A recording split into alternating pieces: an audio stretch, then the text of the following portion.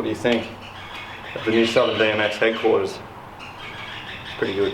Alright, so a while ago we had a trill wheel. So what we're going to do today is Nathan broke a spot somehow. How'd you do it? Just dropped like this 59 set of stairs to flat. Landed front wheel first, no spokes broke, and then landed back wheel, and then one spoke broke. Yep. Shit, true story. True story. Okay, so we're not really prepared for this. The tyre iron doesn't fit. The bar doesn't fit. We don't have the right sockets, but it's on the non-drive side, or sorry, drive side, so it doesn't have a hub guard on it. So what I'm thinking we can do is we can kind of put the spoke through and manipulate it back to where it needs to be. Anyway, so the first thing you want to do, normally, take the wheel off and take your hub guard off. But if you're in a pinch and you've broken a spoke on that side, this will work. If not, take your wheel off and repeat. So we're going to find the broken spoke. Obviously that one there isn't looking too healthy, and we're going to just undo it like that. So one broken spoke isn't too bad. You can still ride with it busted.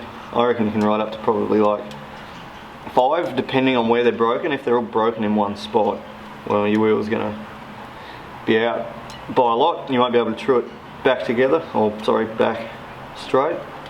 So yeah, but anyway, that's that spoke out. Now what we need to do is on here, there's two ways spokes can go.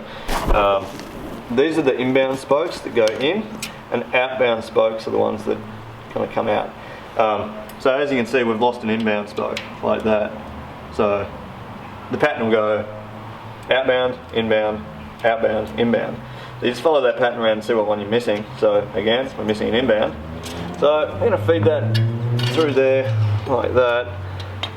And then what we need to do is trace it back to where it came from. It's broken there. Don't know if you guys can see it, but it's going to pretty much go under there and then over that spoke there. Yeah, it's kind of hard to see on the camera. Kind of hard to see. Try bird's eye. I promise you that's fine again. So in there, it's going to go under there, yep, over and then in.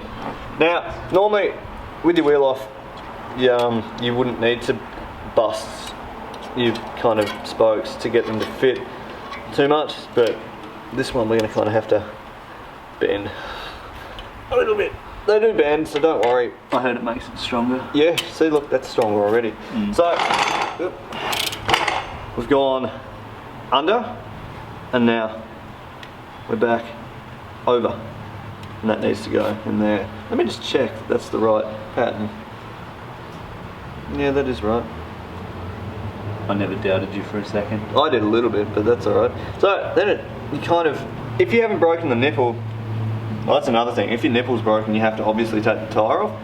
But if the nipple's still in there, you can kind of like feed it back in, and then what we'll do is get trusty old, hang on, spoke key like that, and then kind of go about your business tightening it back up.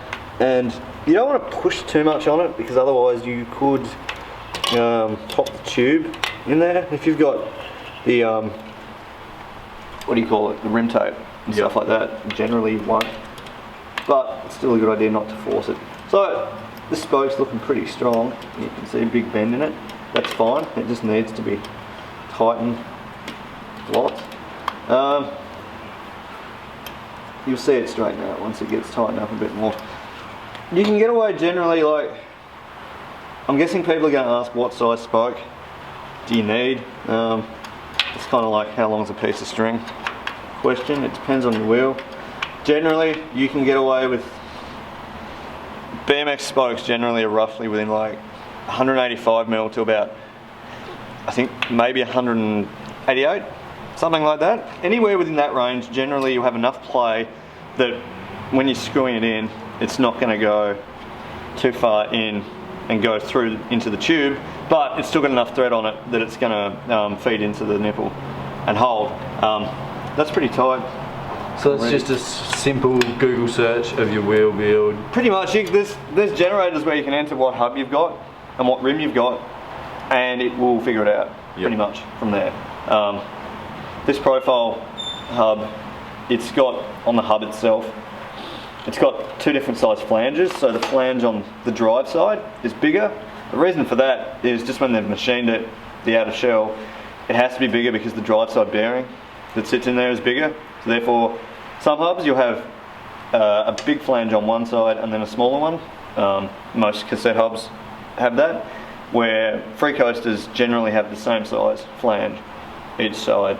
There's a couple of ways you can get around that. You can, when you're building a wheel, you can get 2 different size spokes. So 30/60 spokes, or sorry, 18 spokes are going to be one size, slightly smaller for that side with the bigger flange, and then bigger ones for the smaller flange.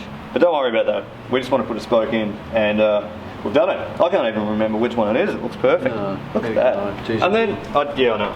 Then you go from there and just kind of run your wheel. Oh, true as. Moving a little bit, but not too bad. Yeah. Should be good to ride. Thanks for your help, Dad. No, that's I more than heard welcome. you fix spokes. For money. Yeah. Yep. So how much was it? What, That was about 50 bucks. One spoke? Yep, that's, thanks. No worries, mate. Cheers. Thanks for your help. You good to clean this up? Yeah. Cool. Yeah. See you, mate.